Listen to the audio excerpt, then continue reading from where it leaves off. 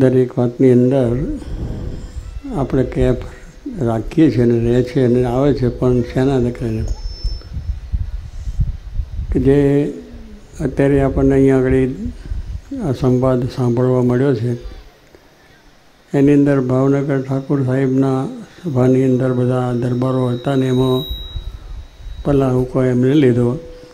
આ તો જોગી મહારાજ આ તો બહુ સુંદર રીતે વાત કરે છે અને લડાવે છે કે એ ફૂંક લીધી પછી 40 ગામના, 20 ગામના, 25 ગામના, 10 ગામના, 5 ગામના એમ કરતાં કરતાં છેલ્લા પેલા આવે તેને કઈ ગામના કરે નહીં, પણ ફૂંક મળી એટલે એક અમારી બધું 300ના નંબર ઉપર આવેલો. પણ 300માં નંબર છે કે મને શું મોટું રાજ મળી ગયું કે શું મને આ થઈ ગયો, પણ એને કેફ જ આવી ગયો. અને જોગી મારે કહેતે એવો કેફ હોય તો હું કોઈને ગાંઠે જ નહીં અને કોઈને કંઈ પૂછે નહીં, આમ ને કે મને આમ છે ને હું વાંચવાનું. પછી કે ભાઈ કેમ કેફ છે તો કે બાપુની ફૂંક મળી છે, ના કેફ હોય. તે આગળ બહુ એ રીતે રમૂજ કરતા જોગી બાપા એ વાત કરતા હતા. એટલે કહેવાનું શું છે કે આપણને સામાન્ય રીતે આ લોકની અંદર દરેક વસ્તુ જ્યારે કરીએ છીએ તેમાં જ આવી સારી એક વાત હોય તો પણ એનો આપણને આનંદને કેફ રહેવો જોઈએ. પણ એ બધા જ કેફ છે. આ દુનિયામાં પૈસાનો કેફ છે, હોદ્દાનો કેફ છે, સત્તાનો છે, પછી આપણે બે અનેક કાર્યો કરીએ એની છે, અનેક આપણે કંઈ દેશ પછી ફરી આવ્યા એનો પણ કેફ છે, કંઈક આમતું કંઈક સારું કંઈક ચરિત્ર જોઈને આવ્યા હોય એનો પણ કેફ છે, પિક્ચર જેવું જોઈને આવ્યા તો છે, કંઈક બીજા રમતા હોય એમાંથી એક સામાન્ય વસ્તુના પેક ચડી જાય છે. પણ એ કેફની અંદર આપણને શાંતિ નથી કે આનંદ પણ નથી. લૌકિક આનંદ લાગે લૌકિક રીતે, પણ પાછું હતું ને એવું લાઇટ હોય ને પછી ઓલવાઈ જાય ત્યારે અંધારો એમ. જ્યારે ઘડીક આવા ગયા હોય એટલે એનો એક ક્ષણિક છે. ક્ષણિક જગતનું સુખ છે, પંચ વિષયનું સુખ છે, આ લૌકિક સુખ જેને કહીએ છીએ એ બધા કેવા ક્ષણિક છે. ક્ષણિક એટલે થોડાનું કે આપણને છે ત્યાં લગીને આ શરીર છે ત્યાં લગીને એક ક્ષણિક સુખનું જરા આપણને આવે છે. પણ શરીર જ્યારે છૂટી જાય છે ત્યારે એ સુખ કાંઈ આપતું નથી, એનું દુઃખ જ હોય છે. અને એવું સુખ થોડું આવે છે એનાથી એ થાય છે, પછી જતું રહે ત્યારે પાછું દુઃખ થાય છે. જે સુખ આવ્યું હતું એનું જતું રહ્યું ત્યારે દુઃખ આવ્યું. અને પછી કહેશું કે મને આ ભગવાને મારું નખો દ્વારી દે, મને સુખ લઈ લીધું. ભગવાન તો બહુ દયાળુ છે, એ કોઈનું સુખ દેવા આવ્યા છે, કોઈનું લેવા નથી આવ્યા. કારણ કે ભગવાન છે બહુ દયાળુ છે, અનેક જીવનું કલ્યાણ કરવા માટે, અનેકનો મોક્ષ થાય એટલા માટે પધાર્યા. ભગવાન રામ પધાર્યા, કૃષ્ણ પધાર્યા, બધા માનવ અવતારો પધાર્યા, ભગવાન સ્વામિનારાયણ પણ પધાર્યા છે. અને એવા ભગવાનને જેને જેને મળ્યા એને એનો આનંદ જ રહે છે. અને પછી ખેડૂત વર્ગનો હોય, મજૂર વર્ગનો હોય, પૈસાદાર હોય, રાજા હોય, મહારાજા હોય, ગમે તે હોય, પણ એના અંદર એક થાય છે કે આ એક અમૂલ્ય વસ્તુ મળી. અને એ અમૂલ્ય વસ્તુ છે એનો નાશ નથી. એમ કહ્યું કે ભગવાનનું સુખ છે એ ખર્ચું ન ખૂટે ને વાંકું ચોર ન લૂંટે. કે ભગવાનનું જે સુખ છે, ભગવાનનો જે આનંદ છે એને તમે ખર્ચો તો અને ઘણું જ થઈને પાછું આવે. એને ખર્ચ કરો તો પણ એને કંઈ વાંધો. અને કોઈ ચોરે લૂંટે નહીં, કોઈ લૂંટારા લૂંટે પણ નહીં, એને કોઈ લૂંટનારા જ નથી. એટલે કહેવાનું શું છે કે ભગવાન છે એ કોઈ રીતે કામ કરે છે, પણ આપણે શ્રદ્ધા અને વિશ્વાસ એ ભગવાનમાં રહેતો નથી. કે દરેક બીજી વસ્તુમાં જેમાં શ્રદ્ધા હોય તો સ્વામી કહે છે શ્રદ્ધાવાન લભતે જ્ઞાનમ. જેને ભગવાનમાં શ્રદ્ધા છે, ધર્મમાં શ્રદ્ધા છે, સારા કાર્યોમાં શ્રદ્ધા છે તો એને આનંદ રહે છે. પણ એમાં શ્રદ્ધા ના હોય તો પછી ના જ પડે. પછી જાય કે ભાઈ આ છે તે, પણ જઈને પાછો આંટો મારીને આવે. પણ એમ નથી.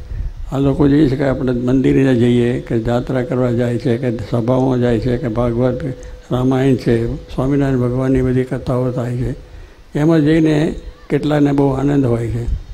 કારણ કે એનો આનંદ આવે છે કે એની અંદર બે શબ્દો જો એક શબ્દ પડી જાય તો એ આપણું કામ થઈ જાય.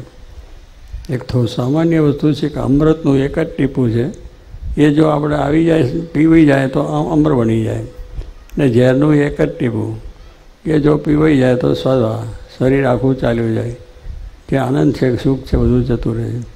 પણ ભગવાનનું જે આનંદ છે એટલે ભગવાન છે એ અમૃત છે, એટલે એનો જેટલો આપણને આ પ્રમાણે સંબંધ થયો હોય અને એમાં પછી શ્રદ્ધા હોય કે નહીં આ ભગવાન સાચા છે અને ભગવાનથી જ આ બધું કાર્ય થાય છે, પણ આપણને એ પાછો હોય નહીં કે આવું તો કંઈ થતું હોય છે.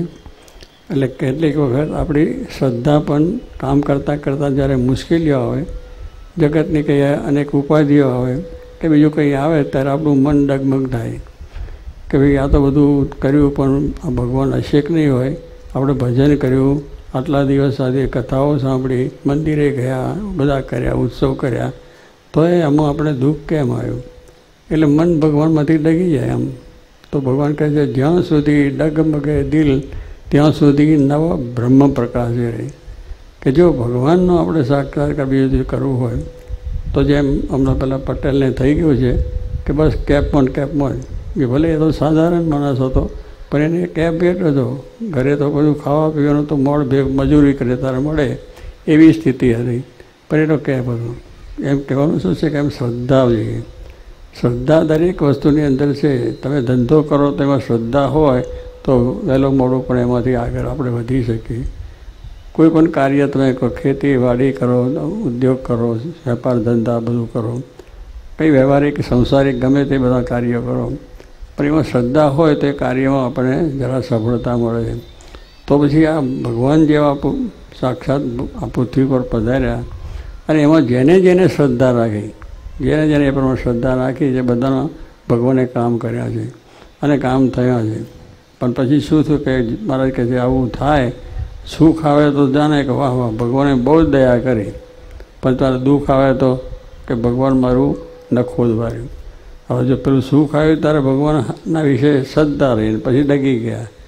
એટલે કહેવાનું શું કે આમ આપણને છે કે આવી વસ્તુની અંદર એવું થઈ જાય છે. તો ભગવાન છે તો આપવા માટે આવ્યા છે, દરેકને સુખ આપવા માટે આવ્યા છે. અને સુખ એટલે મોક્ષ. આપણે જે આ માયાના મોહમાં ફસાયા છે અને આ બધાની અંદર આપણે જે અનંત જન્મથી ભટકતા આવ્યા છે એ આપણે કંઈ મોહ છે. કારણ કે આ જગત છે એક દિવસ નાશ પામી જવાનું. જે શરીર જે આપણે માનીને બેઠા છે એ શરીર પણ નાશવંત છે અને એ શરીર પણ એક દિવસ છૂટી જવાનું છે. કે આપણે જાણીએ છીએ, સમજીએ છીએ, કરીએ છીએ તો પછી એમાં આપણી આસક્તિ હોય, મોહ હોય તો એની અંદર આપણે દુઃખ થાય છે અને એમાંથી આપણે એ થાય. પણ કહે છે સ્વામીએ કહ્યું કે આપણને આ સાથી થાય છે કે આપણામાં મોહ છે એટલા માટે કે મારું છે, આ હું છું, આ મેં કર્યું, આ મારાથી થયું, આવું ના હોત તો કંઈ ના થાત. આવી રીતે આપણને આપણી આમ મોહમાં થાય છે. પણ સ્વામી કહે છે છૂટી જાય તારે કશું જ છે નહીં. બધી આપણે જેને માન્યું છે એમાં જતી રહે તો કશું થતું નથી. તો એ કે એ પ્રમાણે આપણે જે મોહ છે એટલે જોગીમાં કહેતા મોહનો ક્ષય એનું નામ મોક્ષ છે. કે મોહ જે છે આ મારું બનાવ્યું છે, આ હું છું, મેં કર્યું છે, આ છે એ મોહ છે. કરતા ભગવાન છે. ભગવાન સિવાય કોઈ કરી શકતું નથી. જે કંઈ આપણે કાર્ય કરીએ છીએ થાય છે એ ભગવાનથી જ થાય છે, ભગવાન જ કરે છે.